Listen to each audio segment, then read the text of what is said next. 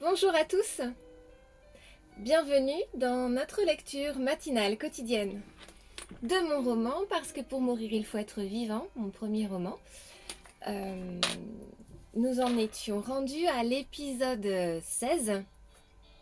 J'espère que vous allez bien, que vous avez passé un bon début de semaine, un bon lundi, une bonne reprise après un bon week-end. Nous en étions donc rendus au lundi 1er avril, jour 152, la Turquie. Alors c'est parti. Page 337. Nous sommes bien arrivés à Istanbul, non sans mal, car finalement je n'ai pas trop conduit. Je suis toujours aussi malade. Je pense avoir attrapé la fameuse tourista. Peut-être dû au climat, à l'eau ou à toute autre bactérie locale. En tout cas, désolée du terme, mais je me vide littéralement. J'ai dû perdre environ 5 ou 6 kilos. Je ne peux rien manger, rien ne passe.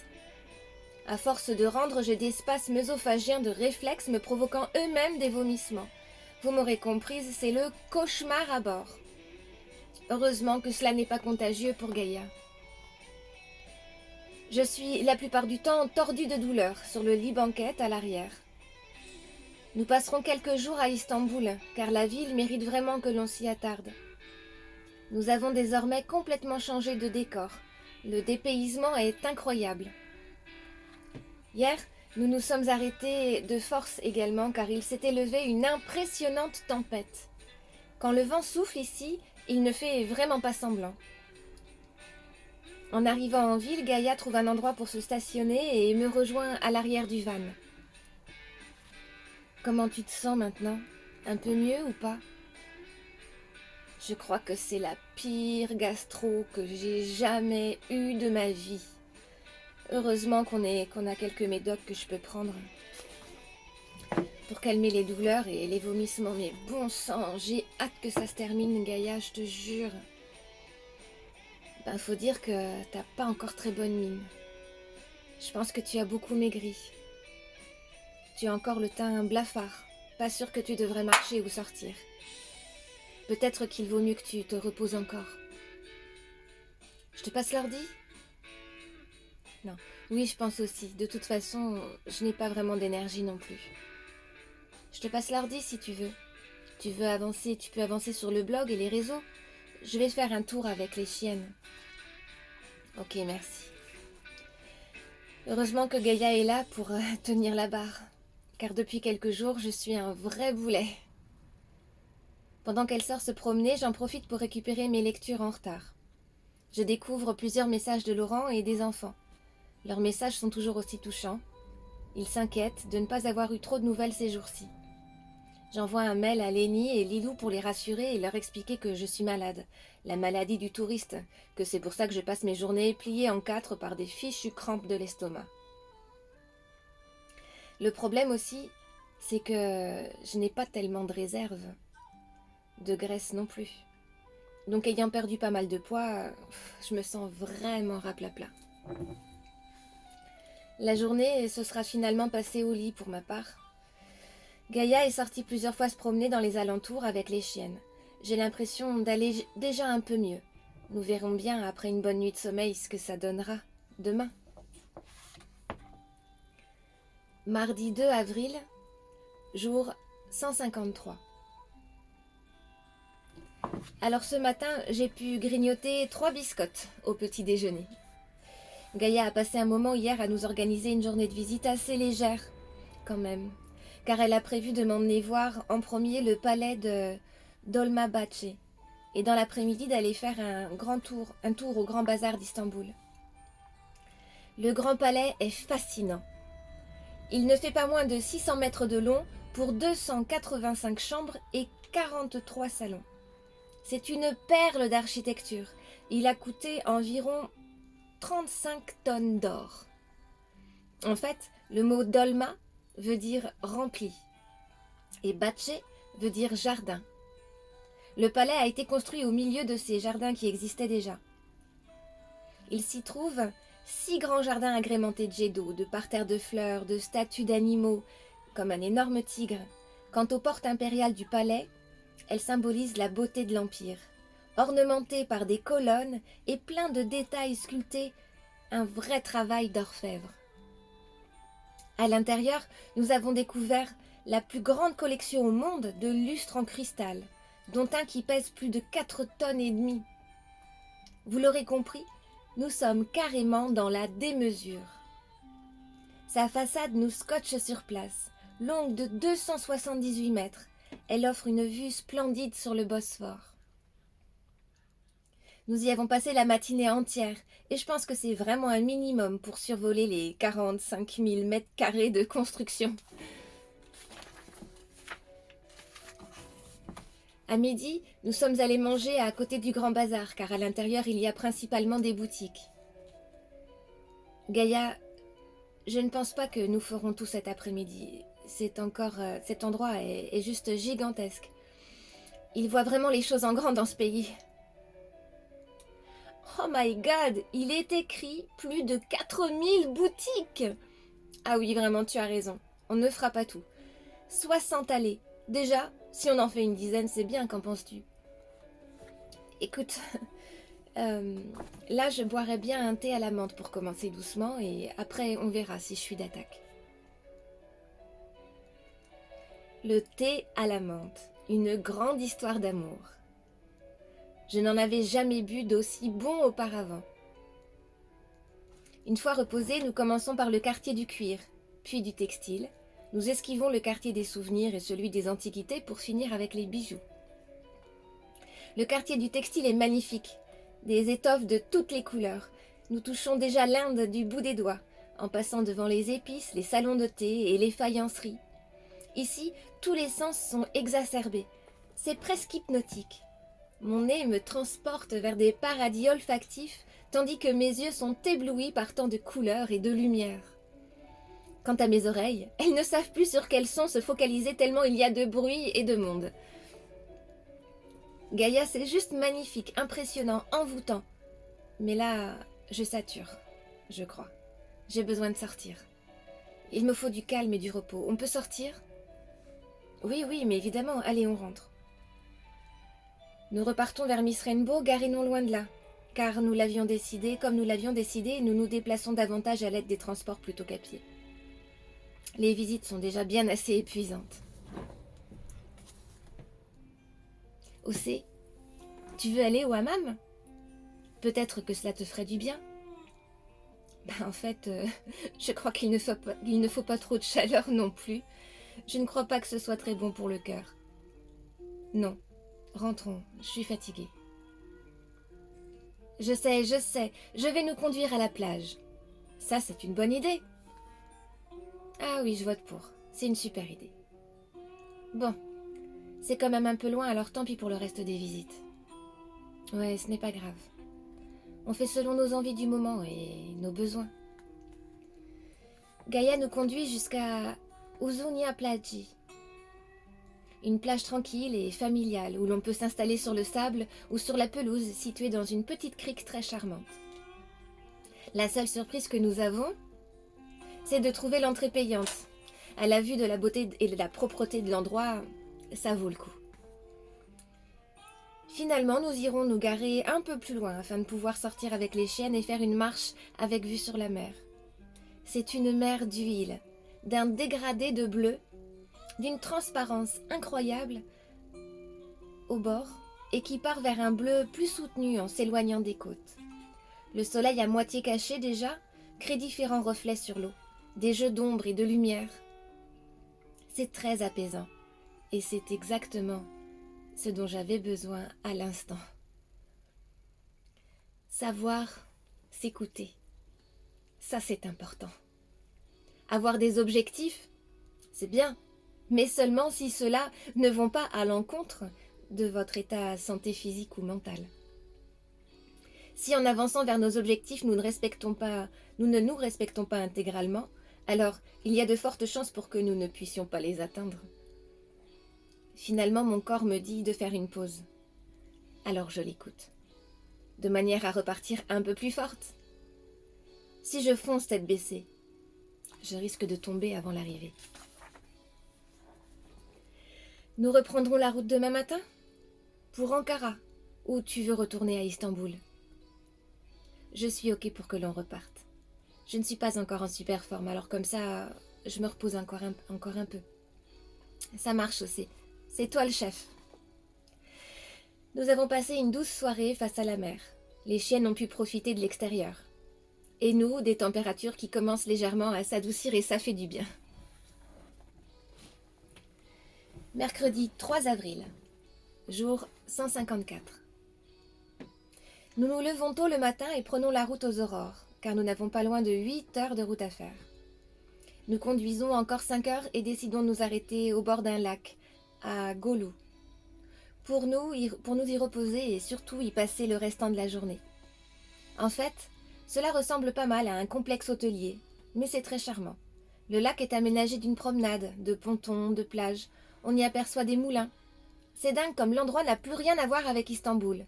Nous ne nous croyons dès lors plus du tout en Turquie. Nous y passons une soirée tranquille de plus, à jouer de la musique et à chanter en admirant le coucher du soleil sur le lac, entouré de montagnes verdoyantes. Jeudi 4 avril, jour 155. Je n'ai pas encore dormi cette nuit. Je me sens constamment fatiguée. Je crois que j'ai vraiment du mal à me remettre de cette saleté de tourista. Nous reprenons tranquillement la route vers Ankara. Il ne nous reste que 2 ou 3 heures de route, nous arriverons en fin de matinée. Gaïa, j'écris à l'hôpital pédiatrique, comme quoi nous ferons notre intervention auprès des enfants demain. Comme ça, aujourd'hui, on pourra visiter une partie de la ville, tout mettre en ligne demain matin et se préparer pour les enfants. Ok, parfait comme ça, oui. Tu te sens d'aplomb? Pour faire un peu de visite aujourd'hui? Ça me fait plaisir. Oui, je vais prendre le taureau par les cornes. Ah, ça y est, je retrouve mon Océ adoré, vive et combative. Ouf, je croyais qu'on t'avait perdu en Bulgarie, dis donc. C'est malin. Je voudrais bien t'y voir, toi, vomir tes tripes et boyaux pendant presque une semaine. C'est vrai ça, t'es jamais ni malade, ni fatigué, toi. Que veux-tu? Je suis immunisée. Faut croire, voilà tout. C'est vrai que Gaïa n'a jamais donné un seul signe de fatigue, de faiblesse, de nostalgie, de maladie depuis notre départ. Mais en quoi est-elle faite? Nous arrivons, comme nous l'avions prévu, autour de midi. Et si on commençait par le fameux mausolée, Ant Kabir, au sommet de la colline du centre-ville? Il paraît que c'est superbe, sûrement la chose la plus impressionnante à Ankara, et on pourra continuer par la vieille ville. Et si on a le temps, nous monterons à la citadelle. Wow, tout un programme, Gaïa. Allez, let's go. La place du mausolée est immense et magnifiquement pavée. Nous ne sommes pas les seuls touristes, c'est certain. Nous prenons des tas de photos. La Turquie est vraiment un pays où l'on construit en grand. Nous nous sommes dirigés ensuite vers la vieille ville, qui est un quartier très charmant, et continuons par l'ascension vers la citadelle. Ça grimpe dur. Mon mal de crâne me reprend et me donne de grands coups dans la tête à chaque pas que je pose. Puis mon bras gauche recommence à me faire mal et à m'envoyer des genres de décharges. Je secoue un peu mon bras, je le lève au ciel en me disant que c'est peut-être juste une mauvaise circulation sanguine. Puis je ressens un poids dans ma poitrine extrêmement fort. Je porte ma main à mon cœur et je cherche mon air. Gaïa avance devant moi, elle a à peine le temps de se tourner que je suis déjà les 2 genoux au sol.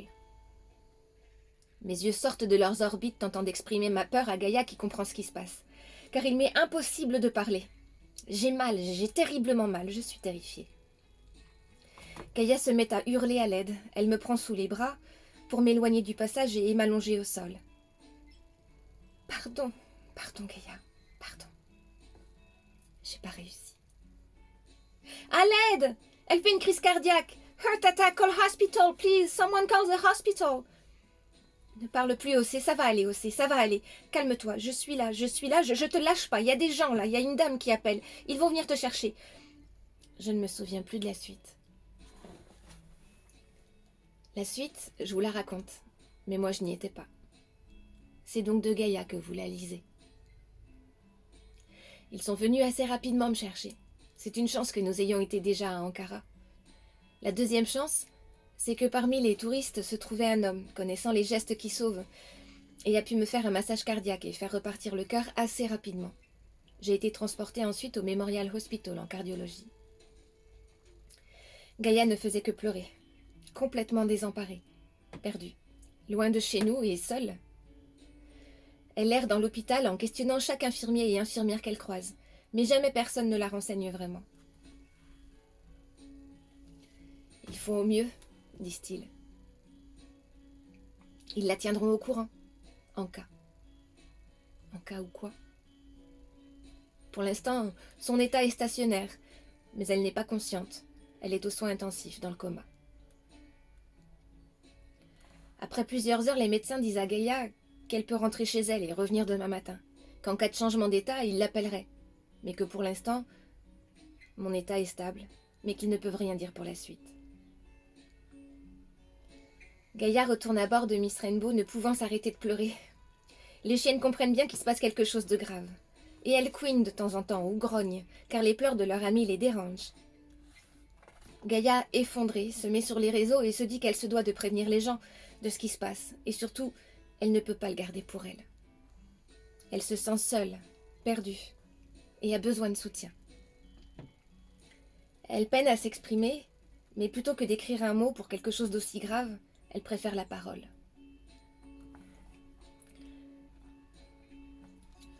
Bonsoir.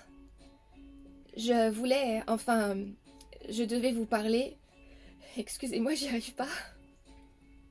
Elle marque un temps, s'essuie les yeux et le nez, respire à nouveau et reprend. C'est Océane. Elle a eu une crise cardiaque. Et je sais pas, on me dit rien.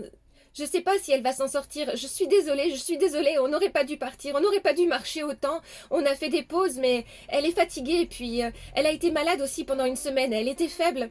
On aurait dû s'arrêter, je suis désolée, je suis tellement désolée. Je sais pas quoi faire. Ils m'ont dit de revenir demain matin. Je ne sais pas quoi faire. Ça peut pas s'arrêter là. Laurent, les enfants, je suis désolée. Elle m'a dit pardon. J'ai pas réussi avant de fermer les yeux. Je pense que c'est pour vous, j'ai tellement peur.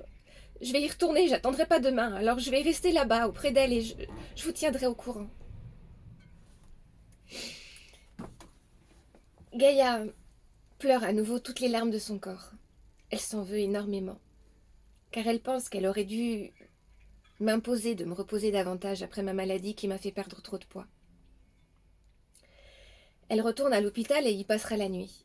Les médecins dans le milieu de la nuit viennent la trouver pour la rassurer sur mon état de santé. Je resterai aux soins intensifs au moins une semaine. Mais je me suis réveillée. Et par conséquent, ils sont optimistes sur mon état mental, car finalement, grâce à l'homme qui a su faire repartir le cœur, le cerveau aura toujours été oxygéné. Par contre, il ne se prononce pas pour l'instant sur mon diagnostic vital. Le téléphone de Gaïa sonne, c'est Laurent. Elle le rassure quant au fait que je viens de me réveiller. Ils pleurent tous les deux au bout du fil. Il dit qu'il veut venir par le premier avion. Gaïa lui répond qu'il vaut mieux attendre, qu'elle n'est pas certaine que ce serait ma volonté. Elle lui dit que dès qu'elle a l'autorisation, elle viendra me voir et qu'elle le tiendra au courant du moindre mouvement, au moindre écart de diagnostic. Vendredi 5 avril, jour 156. Gaïa n'a rien avalé depuis hier midi. Mais elle n'a surtout pas faim.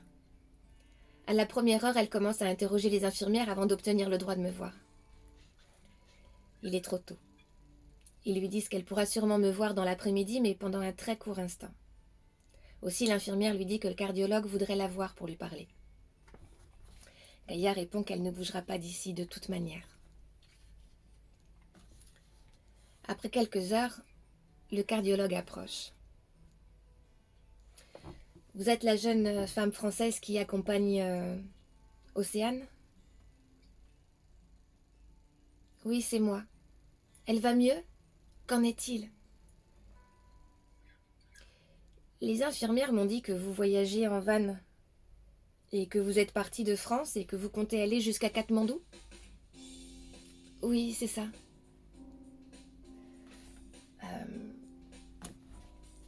Avez-vous connaissance de l'état de santé de votre amie? Oui, je sais ce qu'elle a. Mais enfin, c'est suicidaire que de faire un tel voyage.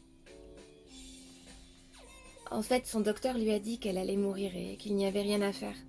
Alors elle a décidé d'entreprendre ce voyage en connaissance de cause. Elle savait très bien qu'elle prenait un risque et qu'elle n'irait peut-être pas au bout.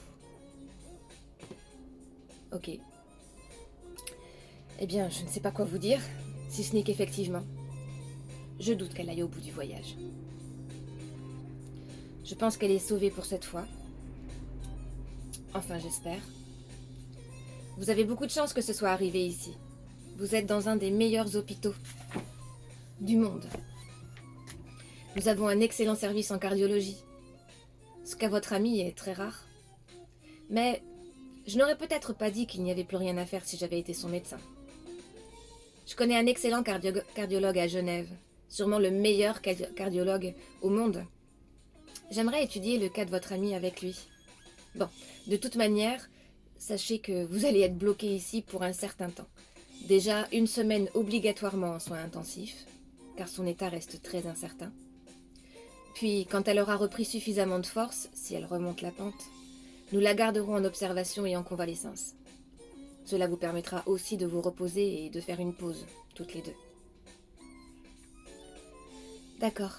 Oui, merci. Merci beaucoup, docteur, merci. On m'a dit que je pourrais la voir dans l'après-midi. Oui, mais pas longtemps. Elle doit vraiment ne pas être sollicitée, ni émotionnellement, ni nerveusement. Du repos, uniquement. D'accord. Je ne resterai pas longtemps, mais il faut que je la voie. Très bien. Bon courage.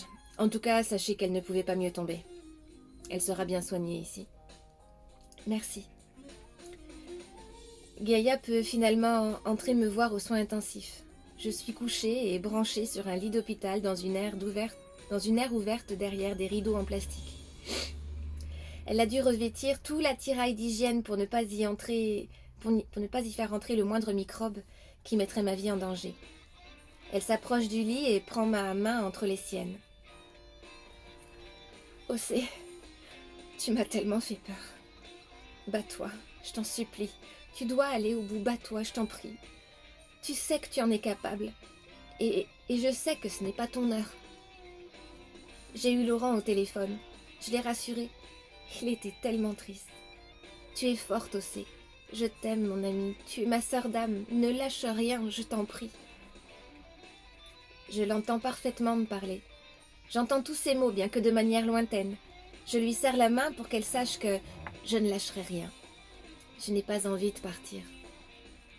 Je n'ai pas fini. Ils n'ont pas réussi à m'emmener, alors ils vont devoir attendre maintenant. J'ouvre les yeux et me tourne vers elle en lui esquissant un sourire qui, j'espère, lui parlera à ma place car je suis épuisée. Ok, oui, je comprends.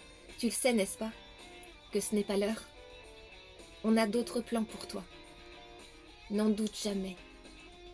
Tu es sur la bonne voie, lâche pas. Je ne comprends pas toujours les propos de ma Gaïa, mon illuminée, elle qui voit plus loin et plus clair que moi.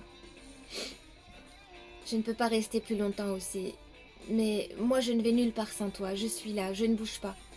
Prends ton temps, tu n'es pas seule. Je reviens demain, d'accord? Je lui resserre à nouveau la main et cligne des yeux dans un petit sourire en essayant de lui exprimer mon amour et mes remerciements. Gaïa repart et remonte à bord de Miss Rainbow.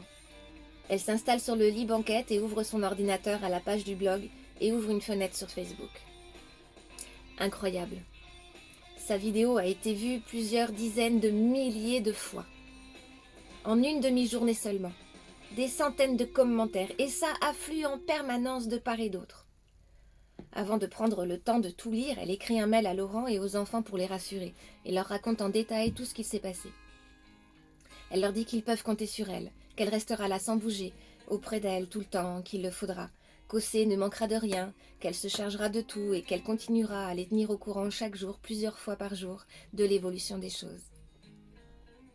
Elle reprend ensuite la lecture de tous les commentaires de soutien. Certains messages sont extrêmement touchants. En fait, certains nous suivent et nous soutiennent depuis le début et semblent s'être attachés à nous, aux chiennes et à toute cette aventure. Beaucoup écrivent qu'ils ont été terriblement attristés par la vidéo de Gaïa, qui, c'est certain, a eu un incroyable effet. Il y avait tellement d'émotions. Elle est tellement brute, Gaïa, comme un diamant. Pas de calcul, pas de filtre. Et ça se sait. Ça se ressent. Alors forcément, ça touche. Elle prend le temps de répondre au plus grand nombre. De toute façon, elle va avoir du temps tous les jours qui viennent. Du temps pour écrire, pour répondre à tous les messages. Parmi eux, un message très particulier d'un journaliste français, ici, en Turquie, qui propose de venir la rencontrer, mandaté par TF1. Là, vraiment, c'est la grande surprise. Mais vous connaissez Gaïa. Comment croyez-vous qu'elle a réagi en premier? Oui, bien évidemment. Elle réagit mal. Elle s'offusque de ce commerce du drame. Forcément, le malheur se vend mieux. Lundi 8 avril, jour 159. Gaïa passe énormément de temps sur le blog et les réseaux qui sont en train d'exploser en termes de fréquentation. Aussi, elle a commencé à réfléchir à la suite des événements. Elle s'est beaucoup documentée sur l'Iran et le Pakistan et il semblerait préférable de ne pas s'y attarder pour des raisons de sécurité. La plupart des touristes se font même escorter par la police pendant la traversée de ces deux pays. Elle en conclut qu'elle pourrait tout simplement se rendre directement en Inde, où nous avions prévu de séjourner 1 mois, et de faire de même au Népal. Enfin, elle se dit qu'il faut repenser le retour. Hors de question pour elle de reprendre le chemin à l'envers. Elle a donc passé plusieurs jours à chercher des solutions. Le meilleur serait de prendre un bateau cargo à Bombay avec Miss Rainbow et de débarquer à Gênes en Italie.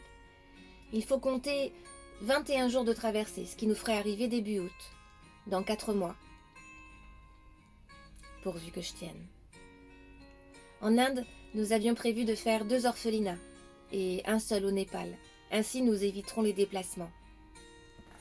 Gaïa passe aussi du temps à écrire des mails aux différents orphelinats pour les mettre au courant de la situation. Dans l'après-midi, elle remonte pour venir me voir. Il semblerait que ce soit mes derniers jours en soins intensifs. Je devrais pouvoir changer de service demain ou après-demain. J'aimerais bien sortir car jeudi c'est l'anniversaire de Lenny et je pourrais peut-être lui parler en caméra. Ce sera plus heureux pour lui de me voir tirer d'affaire. Enfin, pour cette fois. Coucou ma belle. Alors, comment tu vas aujourd'hui? Prête pour un 100 mètres? Bof Gaïa, je préfère le saut d'obstacle. Sans déconner. Comment te sens-tu? Mieux, oui, je reprends du poil de la bête. Je crois que demain ou après-demain, il me change de service. Super. Oui, je pense, car aujourd'hui, ils m'ont accordé un peu plus de temps. J'ai des choses à te lire, ma belle.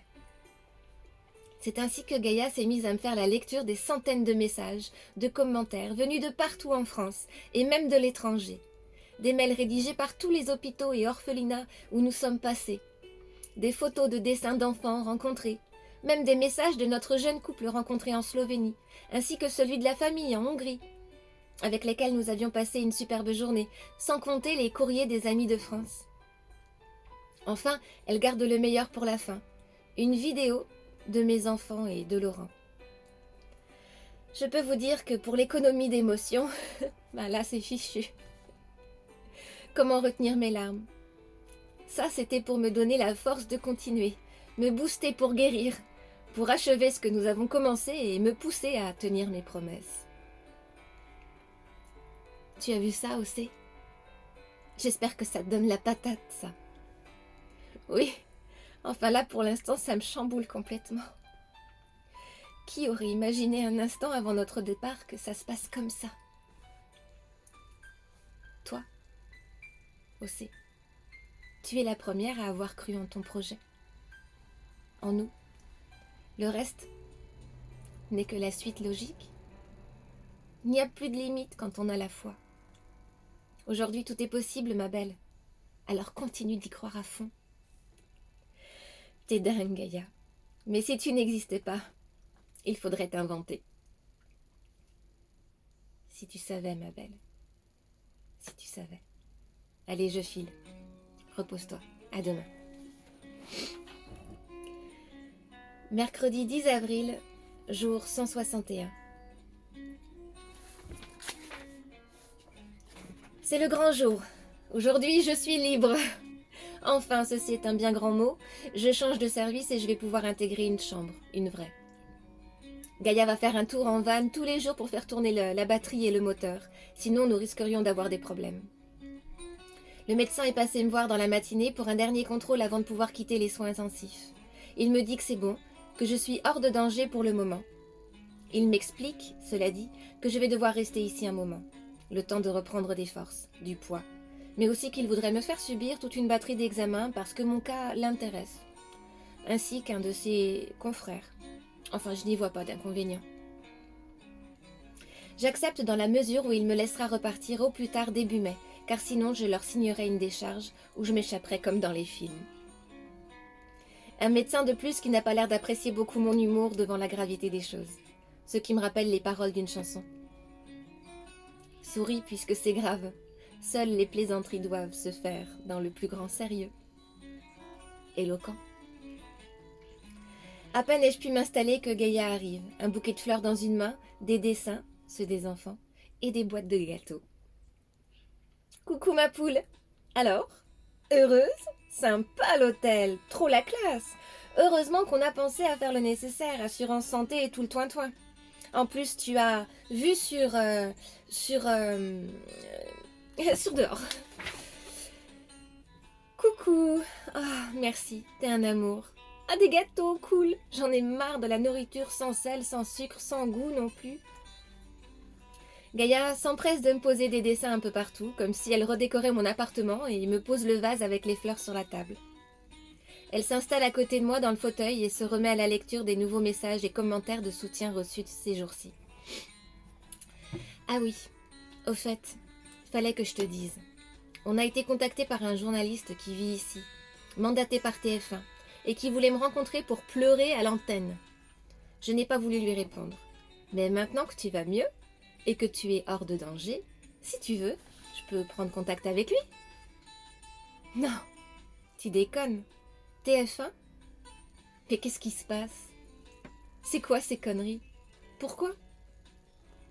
Ben, tu sais, je crois que tu ne réalises pas trop ce qui se passe chez nous en fait. Moi non plus. Mais Lenny dit que ma vidéo de l'autre jour, quand tu as fait ta crise, a fait le buzz. Mais genre, le buzz quoi. Et qu'ils en ont reparlé sur France 3, et donc voilà, il paraît que des enfants connaissent nos chansons. Enfin, je te jure, je ne compte même plus les vues sur YouTube.